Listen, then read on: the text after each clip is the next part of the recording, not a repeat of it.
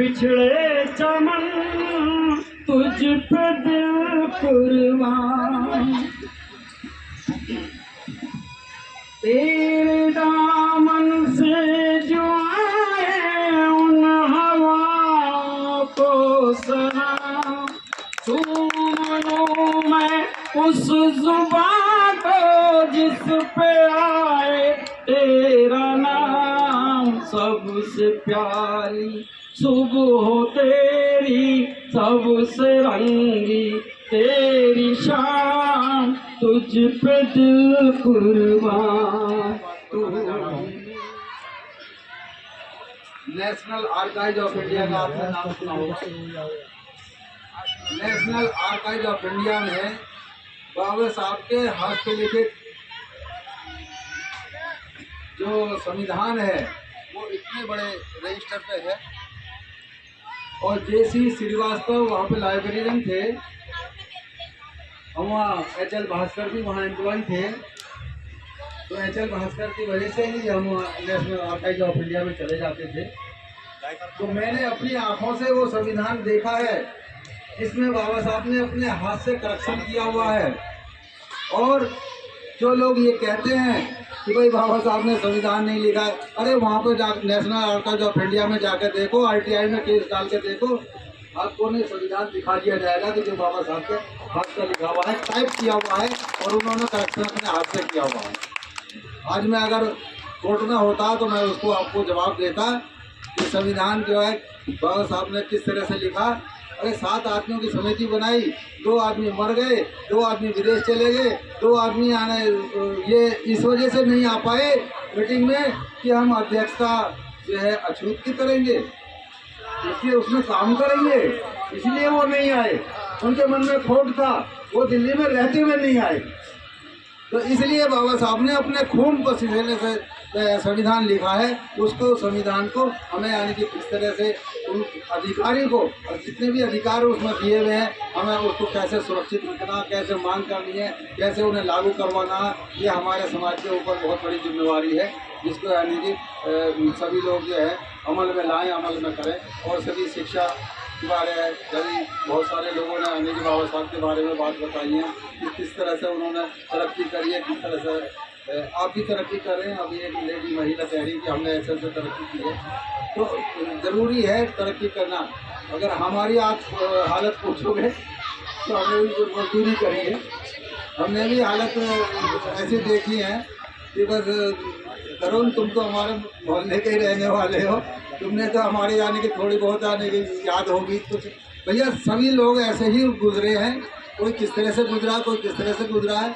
जरूर तरक्की तो की है, सब कुछ किया, हमें इतने बड़े अधिकारी बने, सारा कुछ बने, तो ये बाबा साहब की मेहरबानी है, अदरवाइज हम नहीं बन पाते। बाबा साहब अगर उन्होंने हमारे को दफ्तर में नहीं बनाया अधिकारी, हमने कोर्ट से अधिकार दिया, क्योंकि बाबा साहब ने लिखा संविधान में कोर्ट को अधिकार दिए हैं, उन्होंने कोर्ट से जो है अधिकारी बना दिया। तो कहने का मतलब मेरा यही है, आप सब लोग जो है किसी तरह से हम दूसरों को भी संख्या दिखानी चाहिए। संख्या बल भी बहुत बड़ी चीज़ है, यानी कि 4 बार यानी कि मुख्यमंत्री बनी, संख्या बल से बीपी मौर्य ने देख लो कितना काम किया है। हमको भैया बीपी मौर्य का धन्यवाद अदा करते हैं। जगह जगह जाके नहीं आने उन्होंने यानी कि जीप तक की यानी कि ऐसा सुना है हमने, एक बीपी मौर्य आएगा यहाँ पे तो खाई में उसकी जीप गिर जाएगी। ये धौलाना कोई ज़्यादा दूर नहीं है, धौलाना की बात है ये। तो ऐसे हालातों में उन लोगों ने कैसे काम किया होगा, कैसे नहीं किया होगा। तो आज तो बहुत स्वतंत्र हैं हम लोग, आज तो हर तरह की सुविधाएं हैं हमारे पास में। जब तो हम साइकिल का भाषण सुनने जा कर, पैदल भी चला जा कर भाषण, मैंने घंटा घर पे 2 बजे चंद्रशेखर का जो आज प्रधानमंत्री बन गए थे, 2 बजे वहाँ पे भाषण सुना था जब उन्होंने जनता पार्टी बनाई थी। आप ये देख लो, मलिक अब्बास मलिक थे आरपीआई के दिल्ली प्रदेश के, वो भी वहाँ पर आए, उन्होंने अपने निशान दिखाए पोड़ों के। तो मेरे को ना अंग्रेजों ने ऐसे मार दिए बहुत ज़्यादा, से ये देख लो मेरे निशान ऐसे दिखाए, मतलब सब कुछ। तो कहने का मतलब बहुत लोगों ने हमारे को यहाँ तक लाने में बहुत भूमिका निभाई है। उनके आने की बलिदान को हमें याद करके लिए आगे बढ़ना चाहिए। और धन्यवाद देता हूँ जिन्होंने ऐसे ही समाज में आने की जागरूक कार्यक्रम होते रहे, समारोह होते रहे, उससे हम लोग ये आगे बढ़ते रहे। और सभी लोग जो है उन लोगों से शिक्षा लेते रहे जो आज भी तरक्की कर रहे हैं। और किसी तरह से भी ये मत सोचिए कि हम नहीं कर सकते। मैं तो कभी कभी ऐसा होता है, 3 व्हीलर वाले से भी ये पूछता हूँ, ये तुम कहाँ रहते हो? क्योंकि मैं फलाने जगह रहता हूँ। मैं लगे भाई देखो जातिवाद की बात है, मैं अभी बोलता हूँ तुम किस जाति के हो? मैं जाटव समाज का। भैया मन की मैं भी जाटव समाज का हूँ और मैं भी तरक्की कर रहा हूँ। तो तुम 3 व्हीलर चलाते चलाते अपने बच्चों को किसी न किसी तरह से शिक्षित करके तरक्की के रास्ते में लगा दें।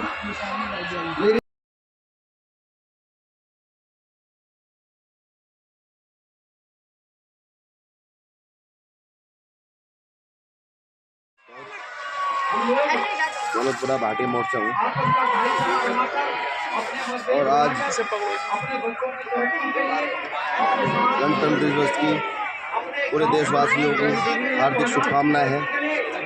और हम निर्णय उस बाबा साहब के, जो बाबा साहब ने हमें ऐसा संविधान दिया, उसमें हमारे सारे अधिकार, हमारे सम्मान, जो आज हम खड़े हैं, अच्छे कपड़े पहनते हैं, अच्छी गाड़ी में चलते हैं, सब हमारे बाबा साहब की देन है। हमारी औकात नहीं थी कि हम गाड़ी तो छोड़ो साइकिल पे भी चलने लायक नहीं थे। आज हम हवाई जहाज में घूमते हैं, सब हमारे बाबा साहब की देन है।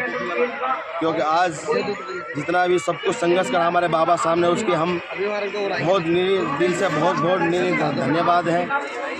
क्योंकि धन्यवाद को भी धन्यवाद। और इन हमारे पत्रकार लोग हैं, जितने भी हमारे सोशल मीडिया वाले बेचारे, ये जा के खबर छापते हैं और हम उनकी आवाज़ को उठाते हैं, इनका भी बहुत बहुत दिल से साधुवाद है। अपने घर परिवार छोड़ के, इन्हें कोई लोभ लालच नहीं, कोई तनख्वाह नहीं देता, फिर भी ये रात दिन मेहनत करते हैं इसी विषय में कि हाँ भाई चलो हमारा समाज आगे बढ़ रहा है, उनकी अच्छाई को और जो गलत हो रहा है उनकी बुराई को उन्हें भी आवाज़ उठाते हैं। इनसे बहुत बहुत दिल से साधुवाद। जय भीम, नमो बुद्धाय। जय भीम। हमारे साथ राजकुमार जी हैं। इस डॉक्टर अम्बेडकर पार्क पर ये पूरी साल हर रविवार को साफ सफाई, देख रेख और उसका अपने साथियों के साथ कार्य करते हैं। तो आपका स्वागत है सम्मान एक अधिकार में। और आज देश आज़ाद हुआ है, इसमें बाबा साहब का या समाज का क्या योगदान मानते हैं, क्या तरक्की करी?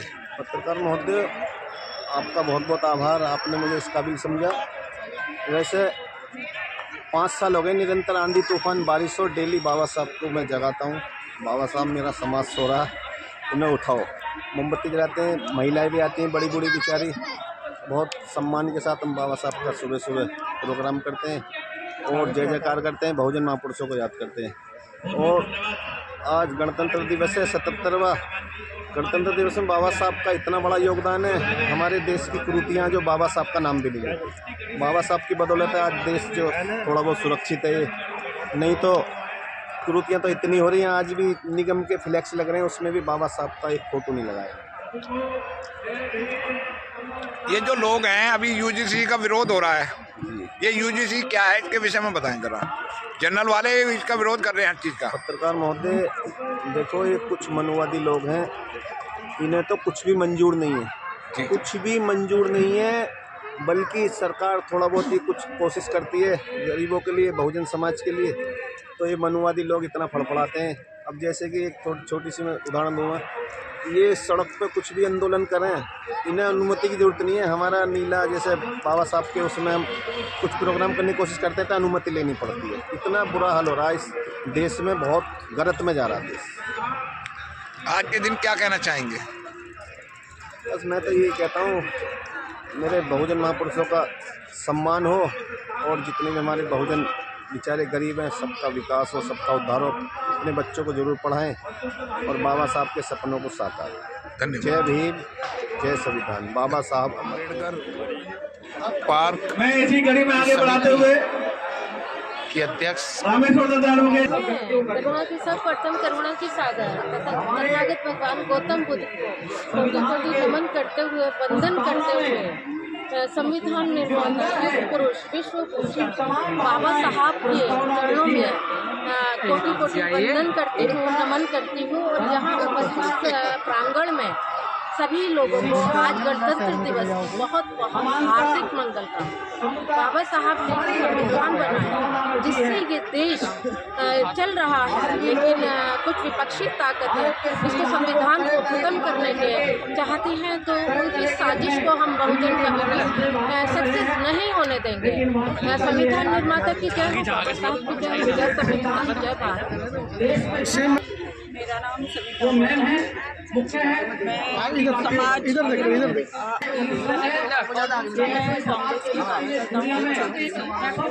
आज के दिन सबसे पहले गणतंत्र दिवस की बधाई और बाबा साहब का श्रेय भी इसको जाता है, क्योंकि उन्होंने आज के दिन पूरे देश को संविधान दिया था और हम महिलाओं को अधिकार दिलाए, जिसकी वजह से बेटी भी आज खड़ी हुई है यहाँ इस प्रांगण में।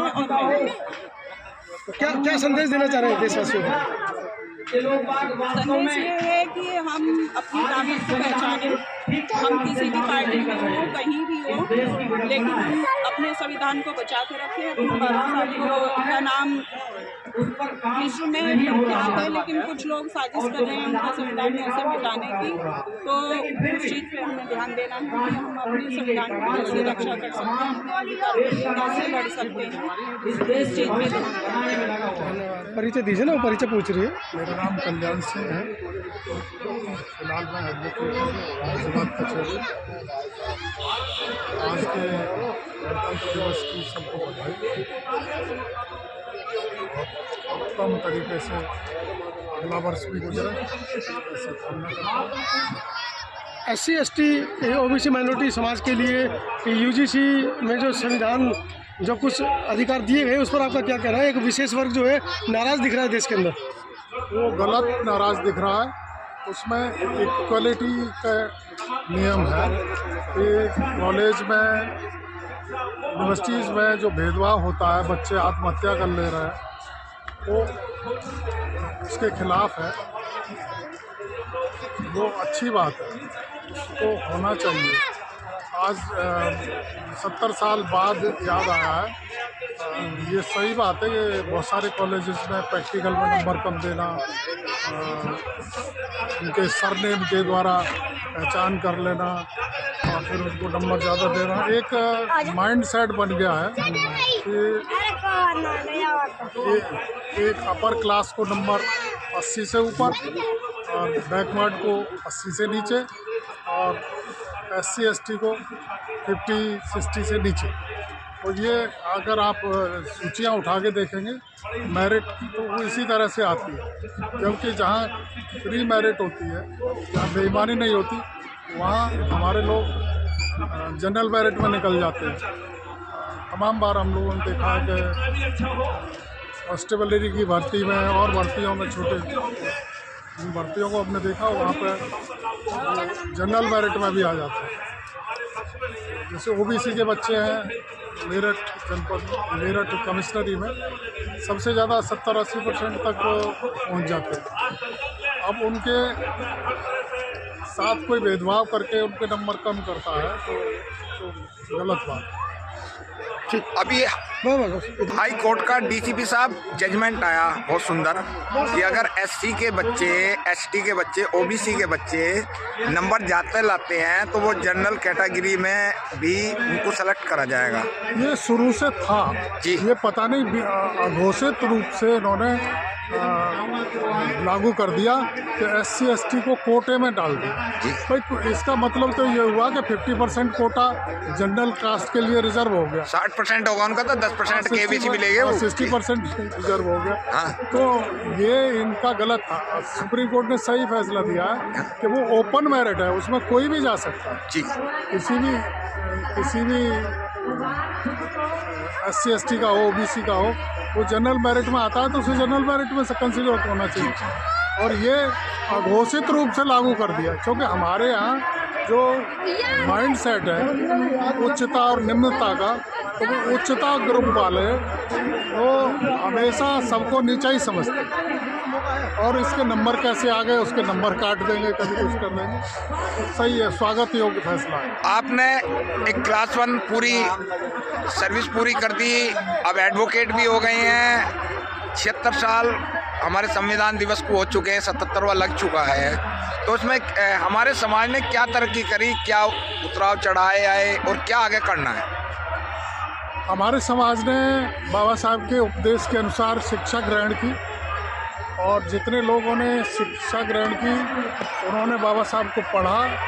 फिर वो ऐसे धर्म के मामले पे चले जहाँ पाखंड नहीं है, जहाँ बराबरी है, और उस बराबरी के कारण सम्मान प्राप्त किए, आर्थिक तरक्की भी करी है ये। लेकिन चूँकि हमारी संख्या ज़्यादा है और साधनहीनता है, केवल नौकरियों से तो अर्थव्यवस्था सुधरती नहीं है। इसके साथ साथ हमारे लोगों को बिजनेस, ट्रेड या और कल कारखाने उनकी स्थापना करनी पड़ेगी, तब जाकर के हमारी और तरक्की होगी।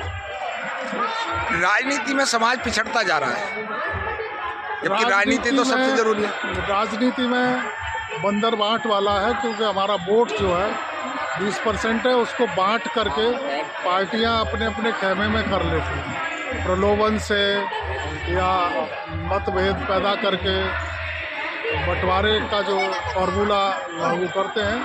तो ये तो राजनीति है, बंटवारा भी एक फेंका जाएगा पासा है। लेकिन उस पासे में फंसने से पहले हमारा समाज शिक्षित होना चाहिए, सचेत होना चाहिए। उस चैतन्यता आएगी, धीरे धीरे एकता आएगी, फिर वो सलेक्शन करेगा। जी जी। उसमें से भी जो हमारे विरोधी समाज है, उस समाज में से भी वो सलेक्शन करेगा कि कौन हमारा हमको सहायता करता है, कौन हमदर्द है, कौन कृपा करुणा कारण है। उन लोगों के समर्थन में जाएंगे, और जो सामंतवादी हैं, अत्याचारी हैं, उनके खिलाफ उनको चुनेंगे। तो बड़ा आसान सा तरीका है कि सवर्ण समाज में भी जो अच्छे लोग हैं उनमें से चुनेंगे हम, जो अत्याचारी हैं उनको हराएंगे। जी जी। उसमें राजनीतिक दल या वो कोई मायने नहीं रखता, उसको उनको देखना चाहिए कि फालतू जो माफिया हैं, गुंडे हैं, अपराधी हैं, उनको न चुनो। 14 में भारतीय जनता पार्टी आई, 26 हो गई। जब से ये पार्टी आई है, जब से सबसे ज़्यादा ये एससी को टारगेट कर रही है, एससी समाज के अधिकारों को, कभी किसी चीज़ पे, कभी किसी चीज़ पे, कभी किसी चीज़ पे। इसका इलाज क्या है?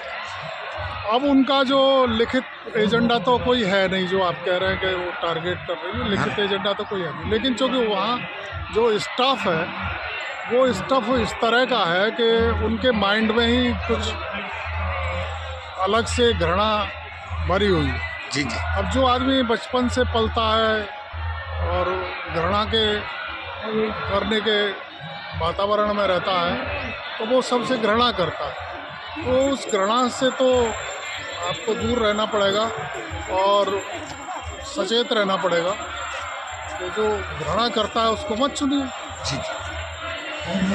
आज देश आज़ाद होगा, खुशी मना रहा है पूरा देश।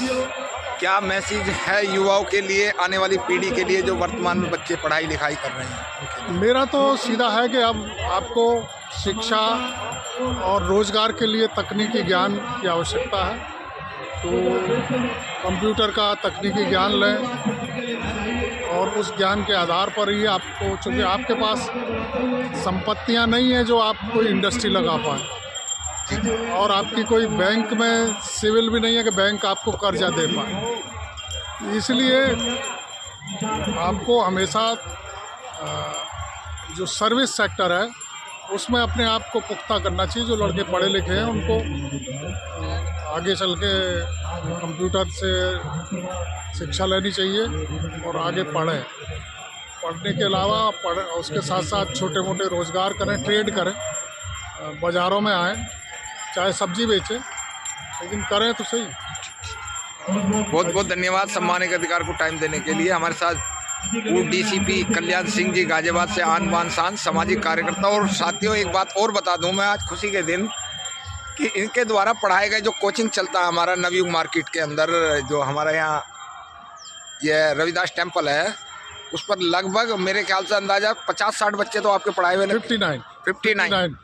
59 बच्चे पुलिस में लग चुके हैं। निसंकोच कोचिंग दे रहे हैं, निःशुल्क है जी, कोई पैसा नहीं। हाँ, बहुत बहुत साधुवाद है। ऐसे अफसरों को पे बैक टू सोसाइटी दे तो बहुत जल्दी करके हमें किसी के आस्था पे रहने की जरूरत नहीं है आसरे की।